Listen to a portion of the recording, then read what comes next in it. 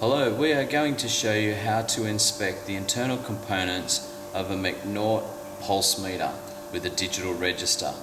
This is applicable from the half inch or the 012 model to the 4 inch or the 100 model.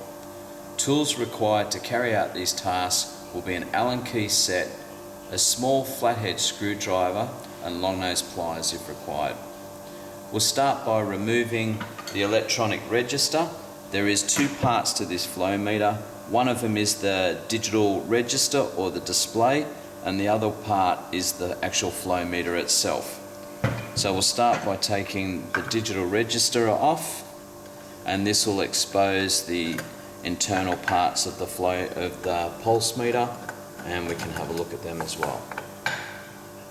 So we start by removing these 4 Allen screws, and that will allow us to get into the internals of the register. So we remove the face now. It may be stuck by the seal that's on here. Sometimes they stick on the surface here and are a bit hard to get off. We can remove this plug from the back of the register, and that allows me to put that on the bench and take that off. Next, I need to undo the 4 cap head screws that hold the back shell on for the register, and this will remove it and expose the top of the flow meter.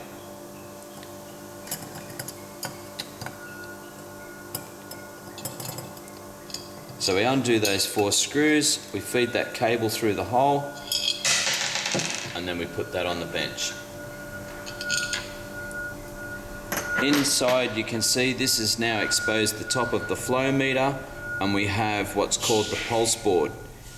In this application, this is a dual reed pulse board, and we can tell by these 2 sets of black wires coming out. They're the little reed sensors that sit in the top of the flow meter.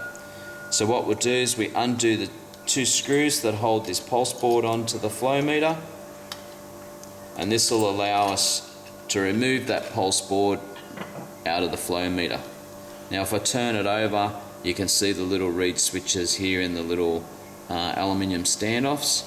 So this board is a dual reed because it has 2 sets of little wires. I'll put that out on the bench and out the way.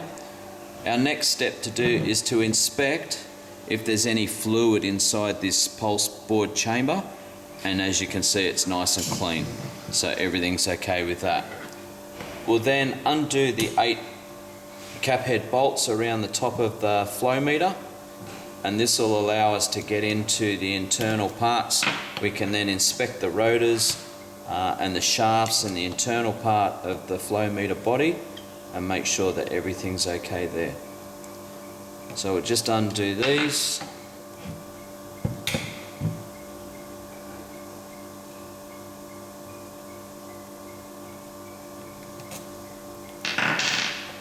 We just put those bolts out the way and stand them up so they don't roll away.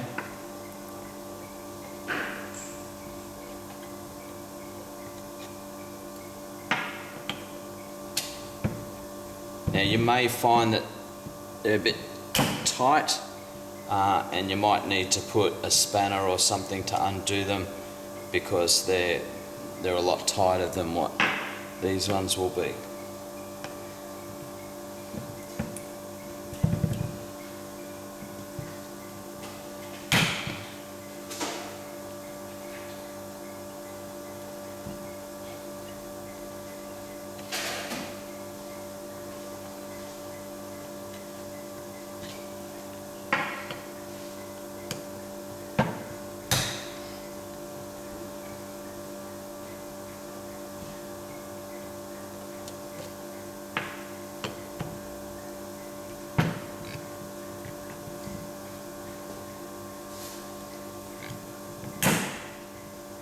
As you can see, sometimes they get quite tight, and it just takes a bit of effort to get them loose.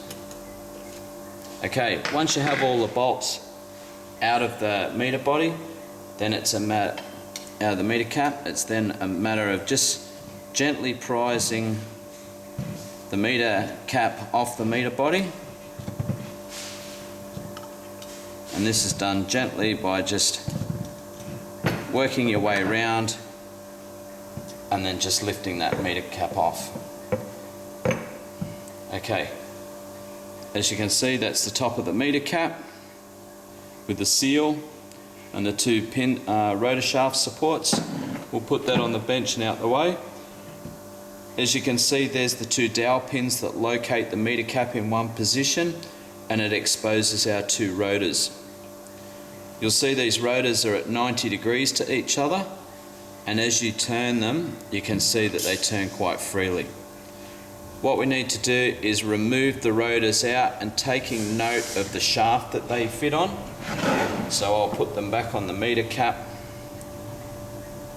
so that I know, and then we just do a general inspection of the meter body and make sure that there's no internal damage, there's no chunks out of it, or nothing's happened to it, and this one all looks fine.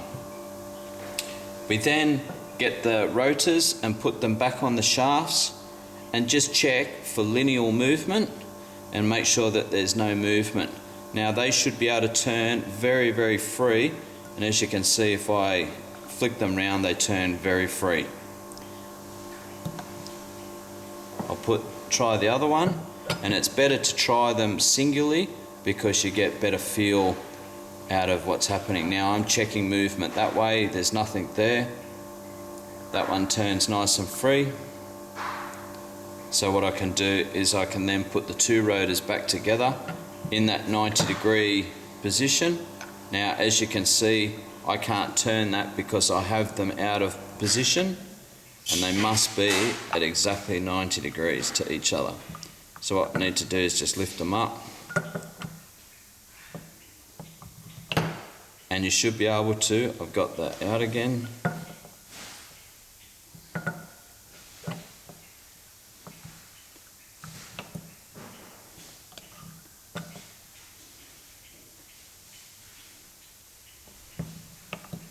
When they're in the right position, which that's not, you'll find that they will turn around and they'll follow each other. So you should be able to turn one rotor and the other one follow, and they turn very, very freely. Now, when you look at these rotors for them to go back in, you'll see that they have the screws up underneath, and this is where the magnets sit up underneath here, which read on the pulse board. So that has to go with the screws down so that the top of the rotors are flush like that.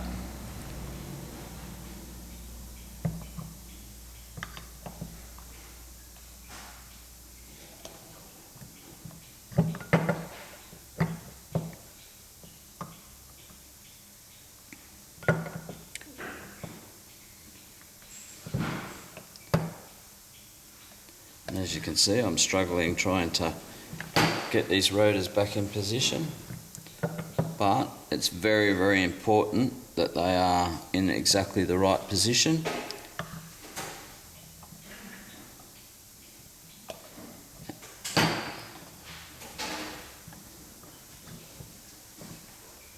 And it's just a matter of moving them across one tooth, and as you can see, when I get them in the right position, they turn quite freely.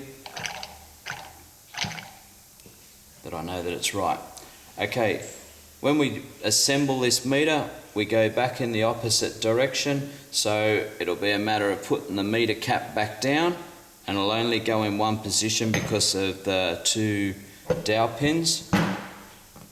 Push it down so it sits down, and you'll see that it all sits down nice and flush. We then put the 8 volts back in,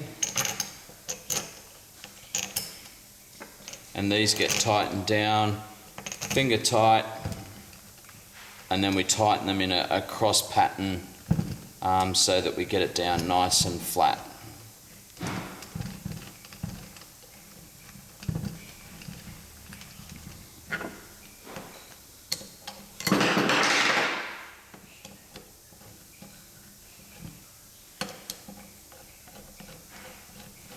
So I'm just going around, just nipping them up so that they're all down evenly.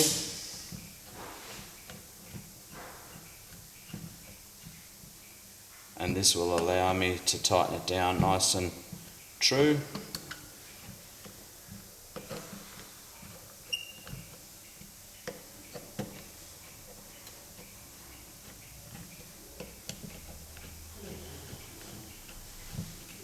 Now, we tighten these up firmly in a cross pattern by going crossways.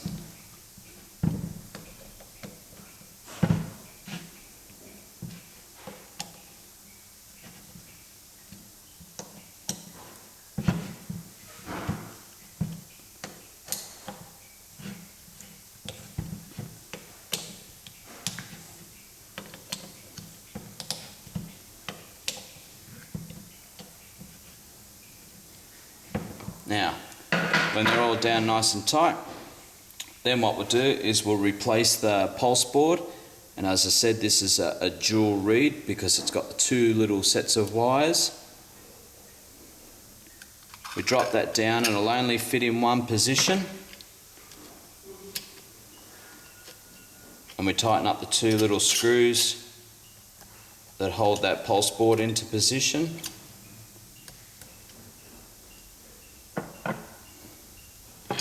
Then what we need to do is we check the seal underneath the register back shell, and it's a little seal that sits in there. We thread the plug and the cable through the back shell, and then we position it over the flow meter body, and then we just loosely do the 4 bolts up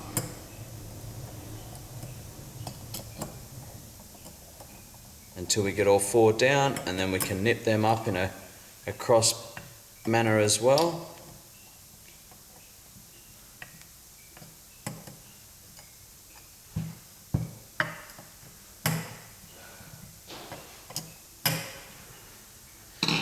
What you need to do is make sure that the cable entries here are running parallel with your pipe work, just so that the alignment of your front cover. Now, what we need to do is then take hold of this plug with the screws in the top of it, and then that plugs into that plug there. We gently push that in, it'll only fit in one way, and then what we can do is just position the front cover onto the back shell, and then we just gently do the 4 little screws until they're all halfway in, and then we can tighten that down.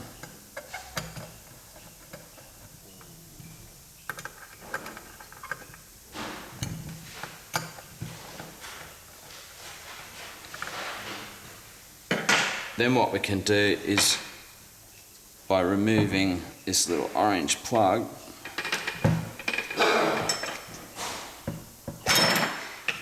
we can then rotate the rotors by finger, and we can see that the flow meter's registering.